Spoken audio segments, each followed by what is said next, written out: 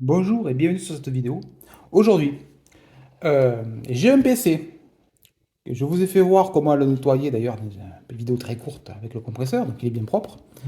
J'ai transféré le contenu dans un boîtier de meilleure qualité et spécial, voilà, avec un flux d'air plus évolué pour transformer ce PC bureautique en PC gamer.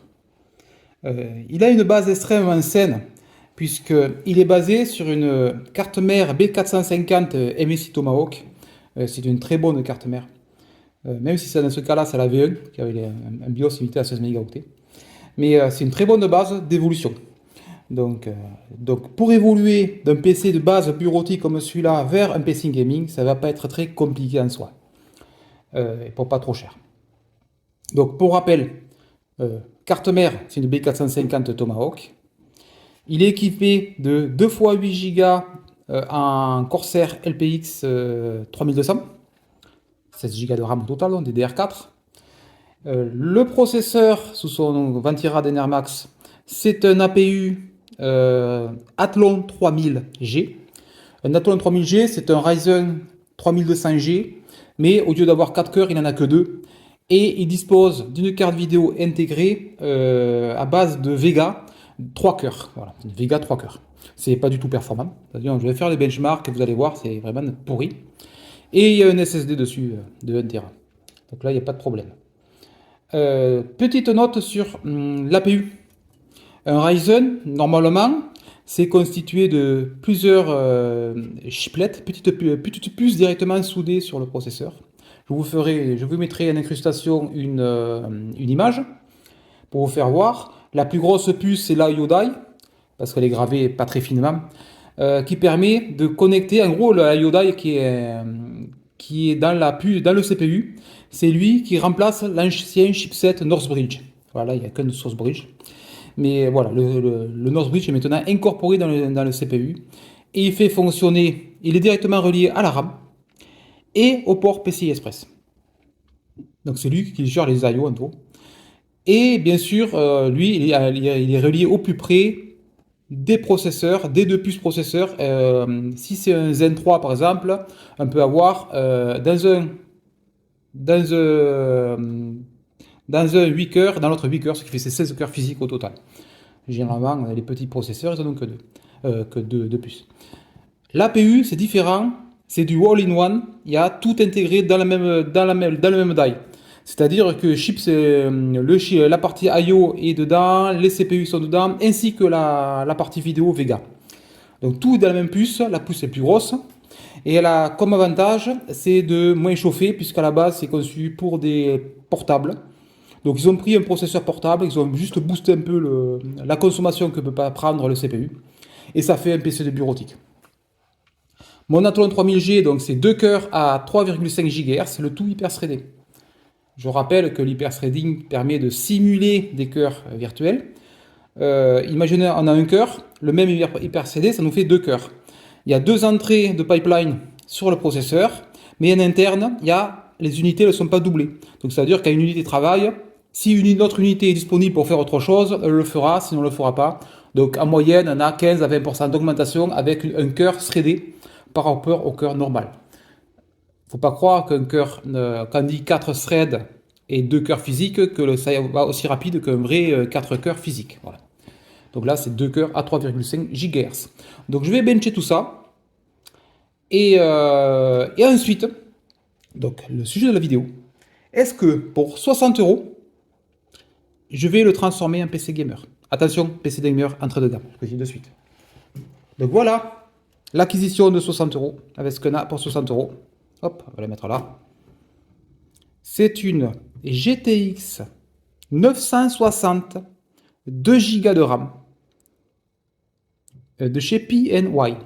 C'est écrit dessus, PNY. Et elle a un excellent ventirad qui ne fait aucun bruit, elle est géniale. Et elle a besoin d'un connecteur d'alimentation 6 broches. D'ailleurs, il est disponible là. Ah oui, j'ai oublié de préciser, mais une alimentation de complète là-dessus, pour un PC bureautique, c'était débile, mais c'est ce que j'avais en rab à l'époque. C'est une HX 650 Donc avec une Corsair HI 650, il y a de quoi avoir un peu étiré dessus, il n'y a pas de problème. Donc je vais brancher cette GTX 960, faire les tests. Déjà, je vais faire des tests sans carte vidéo. Est-ce qu'on peut jouer avec? Oui, on va pouvoir jouer à des petits jeux. Et avec une 960 à 60 euros, est-ce qu'on peut transformer un PC extrêmement évolutif, puisque il avait été conçu pour ça à la base, est-ce qu'on peut transformer ce PC évolutif en PC gamer entrée de gamme? Donc je vais faire les tests à 1920 par 1080, et je pense qu'on va pouvoir jouer en low à quelques jeux, en low en qualité basse, je veux dire. Voilà. Donc on se retrouve directement sur l'écran pour le résultat des benches, et on va voir ce que donne ce magnifique PC bureautique. Bon, directement, je vais commencer à tester le processeur avant la carte vidéo, ou la carte vidéo intégrée. Donc Cinebench et CPU-Z, les deux ont un score assez médiocre pour un processeur moderne, et on est de l'équivalent d'un i3 6100. Donc voilà, genre du truc. Bon, c'est un dual core, donc faut pas trop y demander. Ça fonctionne bien pour de la bureautique. Pour les jeux, ça va être autre chose, bien sûr, sauf si c'est des petits jeux style émulation. Là, ça marchera sans problème. Mais voilà, donc c'est l'équivalent des performances d'un i3 6100. Je commence par 3D Mark. Et on remarque donc à gauche l'APU, à droite la GTX 960. Sur la gauche, on remarque donc 2000 points de score CPU donc des deux côtés, donc mais c'est normal parce que le processeur est le même. Par contre, à la partie graphique de l'APU, le bottleneck totalement le CPU puisque le score n'est pas équivalent aux deux. Par contre, on remarque qu'avec la GTX 960, elle a 2200 points, avec un score CPU à 2000 points, ce qui fait un bon équilibre de la machine. Bon, c'est pas très performant, on est à 2200 points de marque total, mais la machine est équilibrée et devrait permettre une exploitation parfaite totale de cette machine. Un petit bench Tropix Demo de chez Unigine. Donc là, il y a une explosion de performance x5 carrément. Vous voyez, elle passe de 20 fps sur l'APU à plus de 100 fps sur la GTX 960. Donc le gain est colossal sur ce vieux bench qui est un DirectX 10. Donc sur des vieux jeux, ça sera parfait. Toujours de chez Unigine, mais ce coup-ci avec Valley, un benchmark un peu plus récent, puisqu'on passe de DirectX 10 à DirectX 11. Et on a toujours dans le même ordre de performance, de gain de performance, on passe de un ridicule 6 fps à 35, ce qui fait quasi un gain par 6, avec la 960. Donc là, il n'y a pas de problème, la 960 est toujours bien optimisée pour ce PC. Et le dernier bench de chez Unigine, donc superposition, où on passe donc d'une moyenne de 6,4 images par seconde à 36 images par seconde, ce qui fait de nouveau entre 5 et 6 de multiplicateur de gain, ce qui est très bien. Donc bon, après, très bien. Ça reste des performances assez faibles, mais c'est pas mal. Donc ce coup-ci, on va directement attaquer un jeu. On commence par un vieux jeu.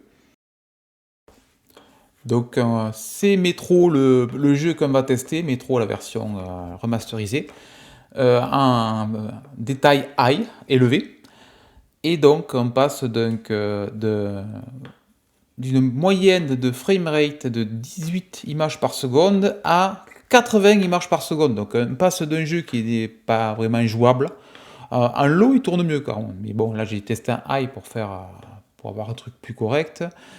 Et donc on passe de 18 images par seconde à 83 images par seconde. Ne notez pas le min, c'est parce qu'il y a une petite saccade à un moment donné, au début du jeu, quand il charge les textures, je présume. Donc là, c'est vraiment quand ça part. D'ailleurs, on le voit un petit peu, on le devine sur le graphique à droite, la petite barre noire qui descend tout en bas. Mais c'est tout. Voilà, donc là, d'un jeu pas du tout qui marche pas, en gros, sur la VLAPU, il fonctionne parfaitement avec la GTX 960, avec des performances vraiment de tout premier ordre. Mais bon, ça reste un vieux jeu. Donc deuxième jeu, c'est Grid de 2019. Donc un jeu bien plus récent, un DirectX 12.1. Donc on passe en low, je précise, on est en qualité low, on testera le high tout juste après.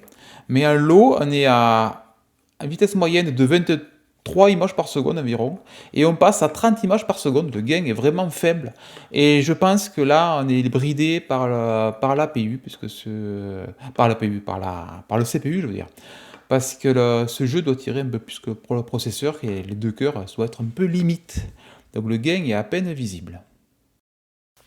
Et le dernier jeu, c'est Shadow of the Tomb Raider en détail low, sinon aucune des deux solutions ne serait jouable. Donc l'APU, ça ne fonctionne pas, 12 images par seconde. Et la GTX 960, le jeu est jouable. Il y a quelques ralentissements, mais on arrive à jouer en low, en qualité basse, donc sans trop de problèmes. Donc cette plateforme mise à jour grâce à une GTX 960, tout ce qui est vieux jeu, ben, il n'y aura aucun problème. Ce qui est jeu plus moderne, ben, ça va ralentir. Voilà. Tout ce qui est supérieur à Shadow of the Tomb Raider ne fonctionnera pas.